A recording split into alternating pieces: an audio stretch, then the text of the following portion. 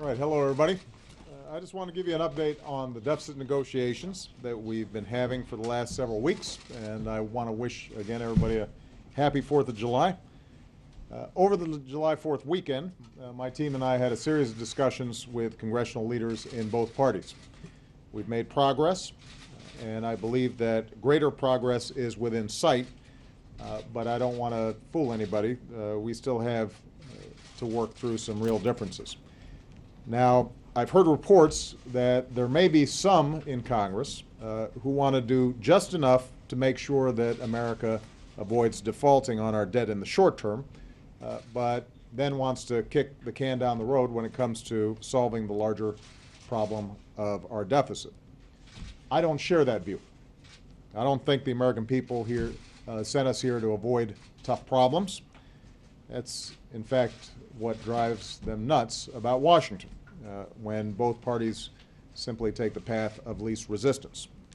And I don't want to do that here.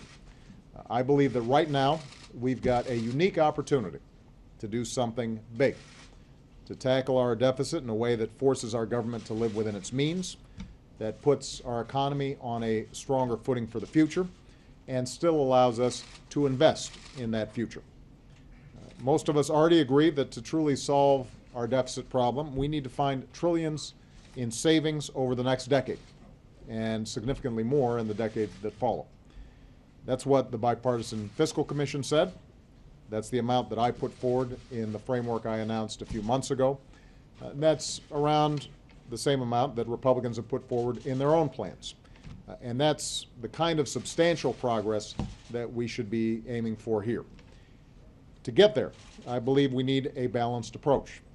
We need to take on spending in domestic programs, in defense programs, in entitlement programs, and we need to take on spending in the tax code, spending on certain tax breaks and deductions for the wealthiest of Americans.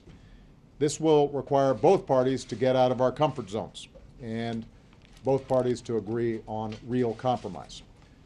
I'm ready to do that. I believe there are enough people in each party that are willing to do that. And what I know is that we need to come together over the next 2 weeks to reach a deal that reduces the deficit and upholds the full faith and credit of the United States government and the credit of the American people. That's why, even as we continue discussions today and tomorrow, I've asked leaders of both parties and both houses of Congress to come here to the White House on Thursday so we can build on the work that's already been done and drive towards a final agreement.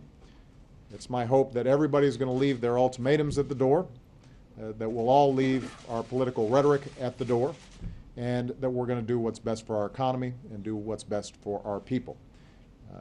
And I want to emphasize, I said this at my press conference, this should not come down to the last second. I think it's important for us to show the American people and their leaders that we can find common ground and solve our problems in a responsible way. We know that it's going to require tough decisions. I think it's better for us to take those tough decisions sooner rather than later. That's what the American people expect of us. That's what a healthy economy is going to require. That's the kind of progress that I expect to make. So I promise I will keep you guys updated as time goes on. All right?